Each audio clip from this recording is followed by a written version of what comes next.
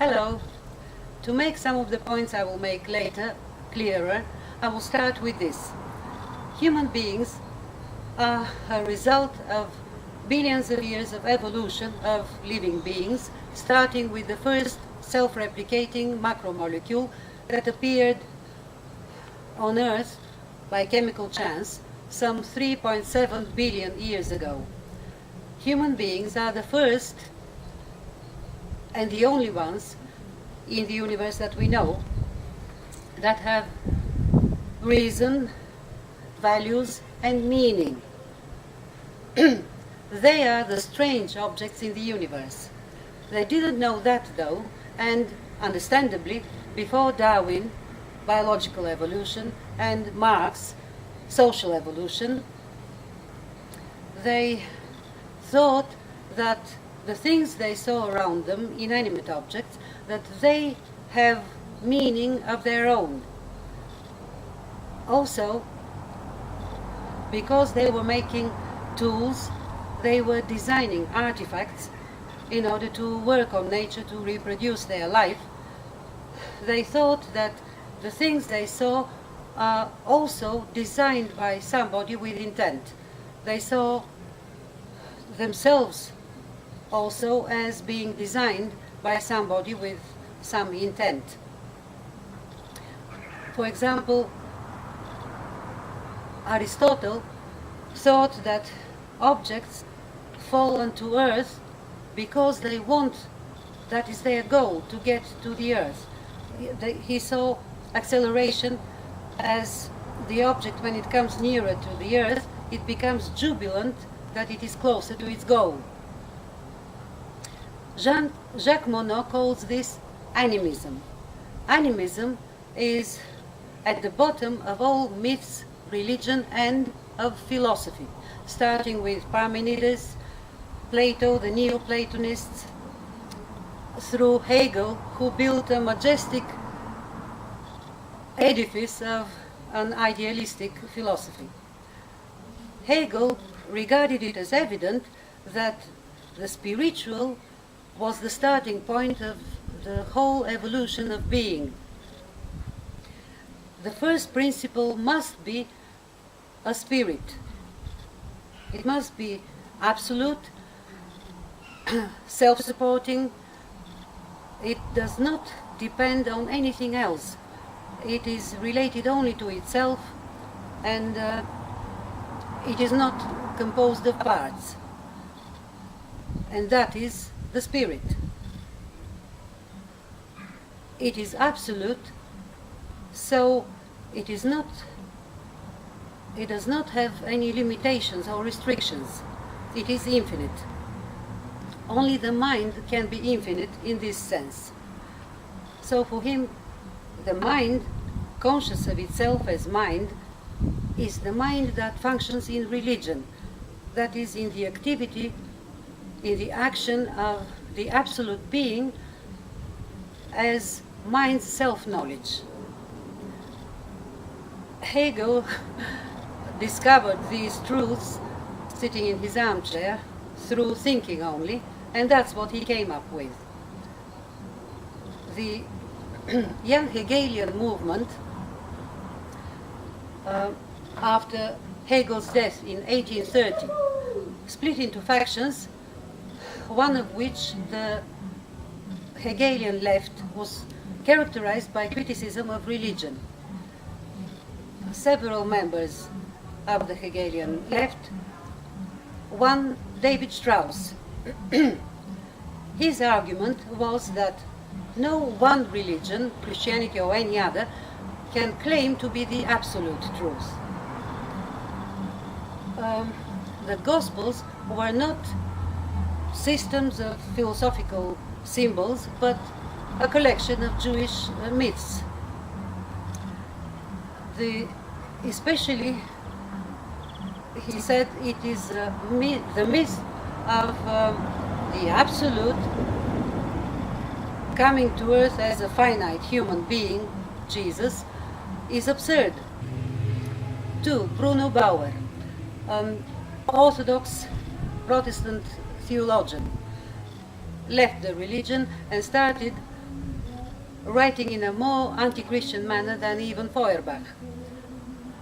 He said that Christianity is the highest point of religious alienation because it required individuals to accept subjection to God. 3. Moses Hess. He accepted the idea of Bauer of religious alienation, but he argued that money is no less a primary form of alienation than God. 4. Ludwig Feuerbach studied under Hegel, but quickly left Hegelian idealism and Christianity. He criticized the theory of eternal life, wrote a book about it. He criticized Hegelian idealism. He said, it starts with the spirit, it confines itself to the spirit and defines all nature, the material reality, as a manifestation of spirit, and he did not accept that. He said that the secret of theology is anthropology. Everything that men say about God is what they know of themselves. He said men project their human essence to the realm of the idealistic and then become subservient to it. He said that he discovered the sources of religious imagination which lie in the very nature of the cognitive process, especially abstraction.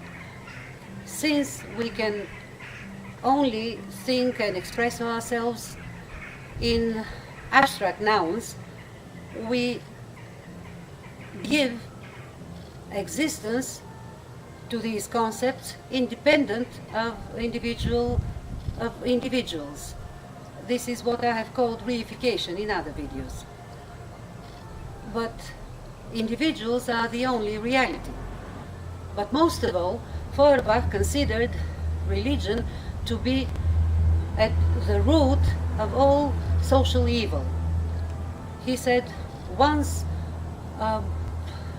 religious mystification is done away with, all social inequality, exploitation, egoism, and slavery will disappear.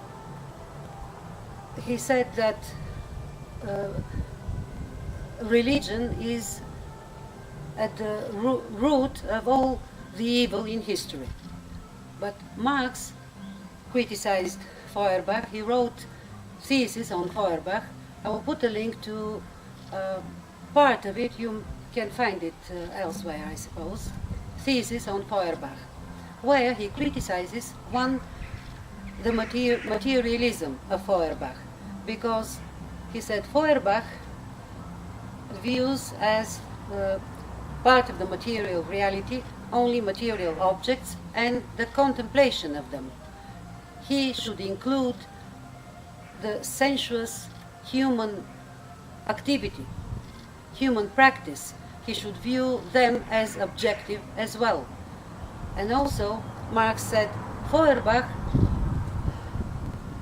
describes religion as the abstraction that men make of their essence, but Marx said that this essence is not of an individual, of an isolated individual. Actually, it is the ensemble of all social relations. And Marx said religion is a social product. I will quote two quotations from Marx now. I can't say it better. Feuerbach, consequently, does not see that the religious sentiment is itself a social product, and that the abstract individual which he analyzes belongs to a particular form of society. Next, all social life is essentially practical. All mysteries which lead theory to mysticism find their rational solution in human practice and in the comprehension of that practice. And I will finish with the sentence that is most quoted from Marx: the philosophers have only interpreted the world in various ways. The point is to change it. Bye.